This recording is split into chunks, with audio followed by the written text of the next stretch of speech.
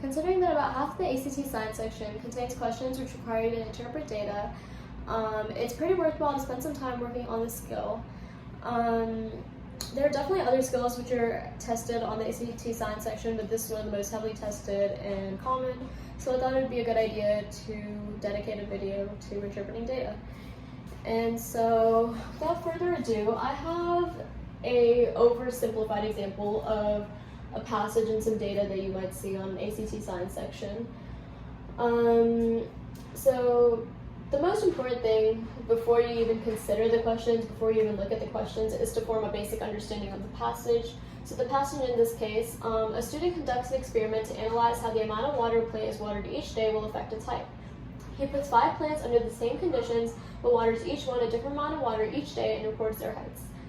So you want to pull out the information that matters there. It was a lot of words, but what's most important is, since it's an experiment in this case, you want to see what the experiment is testing.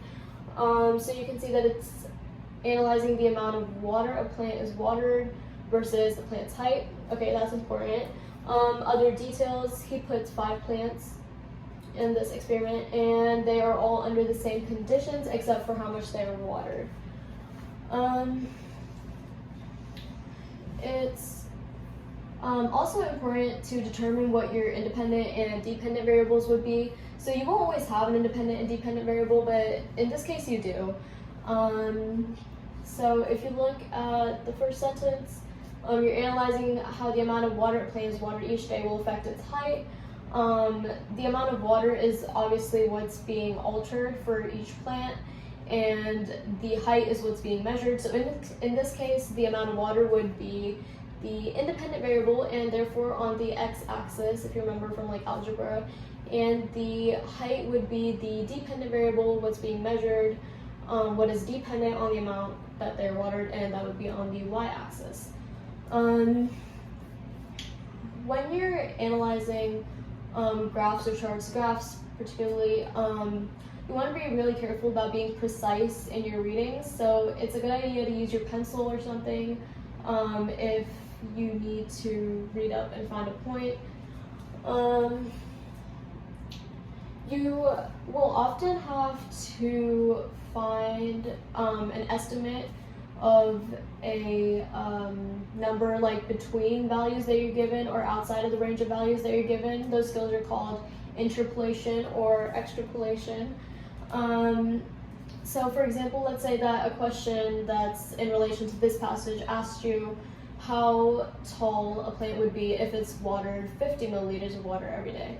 So you can conclude just by looking at this chart that the plants are growing an extra 0.25 inches per extra 5 milliliters of water. So the closest point to 50 that you're given is at 35, and at 35 milliliters, they're at 3 inches. So then you can assume that at 50 milliliters, it would be an extra 0.75 inches, and therefore the plant would be 3.75 inches tall. Stuff like that is pretty common and important.